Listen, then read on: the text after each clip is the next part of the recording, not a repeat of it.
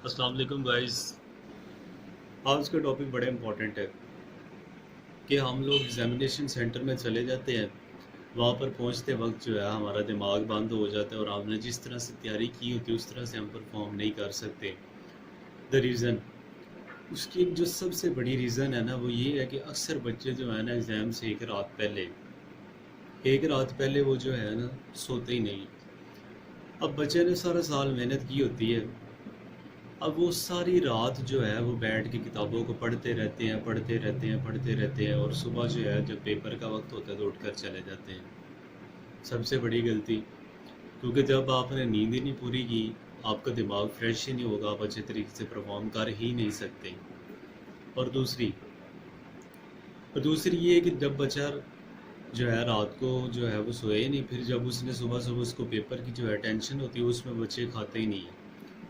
तो जब आप अच्छे तरीके से खाएं पिएंगे ही नहीं, आप जो है अच्छे तरीके से खा पी कर नहीं जाएंगे तो आप जो है आपकी बॉडी में किस तरह से एनर्जी आएगी, आप किस तरह से परफॉर्म कर सकेंगे। एक ये भी रीज़न है कि बच्चे जो है खा कर नहीं जाते, उसकी वजह से जो है बॉडी में एनर्जी नहीं आती और अच्छे तरीके से जो है पेपर में परफॉर्म नहीं कर सकते। थर्ड रीज़न, हम अक्सर मोस्टली ये होता है कि एग्जामिनेशन सेंटर्स में चले जाते हैं, वहाँ पर जो है कभी कभार ऐसा हो जाता है कि वहाँ पर जो है ना अच्छी फैसिलिटीज़ नहीं होती। वास जगह पर जो है वो एयर कंडीशन नहीं होते, पंखा नहीं लगा होता, तो इतना आप जो रूम के अंदर जब चले जाते हैं तो आप कंफर्टेबल फील नहीं करते। तो उसके लिए बेहतर ये है कि आप अपनी पानी की एक बोतल साथ लेकर जाएं। आप अपने साथ पानी को रखें ताकि आप ऑल ओवर द पेपर जो है आप कंफर्टेबल फील करें और जो है ना आपका दिमाग चलता रहे और आप अच्छे तरीके से परफॉर्म करें। अब उसमें ये होता है कि बच्चे जो है पानी की बोतल लेकर ही नहीं जाते और उनकी ख्वाहिश ये होती है कि हम उधर जाएंगे तो वहाँ पर जो है सोचते हैं कि पहले वहाँ पर जो है पानी अवेलेबल होगा, लेकिन वहाँ पर जो है मोस्टली जो है पानी अवेलेबल नहीं होता। तो अपनी जो पानी की बोतल है ना वो मस्ट अपने साथ लेकर जाएं। एक चौथी बात, ये बात आप सब ने भी नोट की होगी, मैंने भी की है। आप कह लें कि ये सबसे बड़ी रीज़न यही है कि जिसकी वजह से जो है ना बच्चे की ग्रेड्स जो है इफ़ेक्ट कर जाती हैं। अब बच्चा जो है स्टूडेंट जो है वो सारा साल जो है पढ़ते रहते हैं, अच्छे तरीके से परफॉर्म किया, असाइनमेंट्स बनाई, हर एकेडमिक जो एक्टिविटी उसमें परफॉर्म किया, लेकिन अब उसके दिमाग में ये होता है कि उसको जो है ना एक सेटिस्फेक्शन नहीं होती कि मेरी तैयारी तो है लेकिन अभी भी मुझे रिवाइज़ करना चाहिए, अभी भी पढ़ता जाऊँ।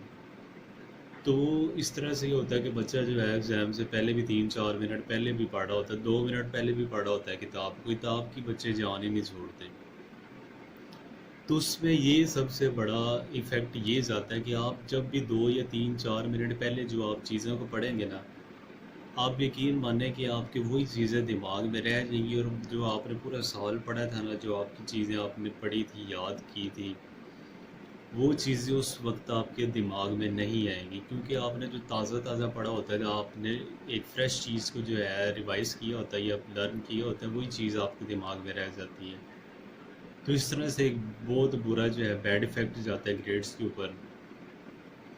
तो कोशिश आपने ये करनी है कि आपके पास एक पूरा साल होता है हमारे पास, तो हम उस पूरे साल में जो है अच्छे तरीके से जो है ना पढ़ सकते हैं। एक साल बहुत बड़ा होता है, 365 डेज़ हैं हमारे पास, उसमें जो है हम पढ़ सकते हैं, अपने नोट्स बनाए, असाइनमेंट्स बनाए और डेली बेसिस पर जो है काम करें।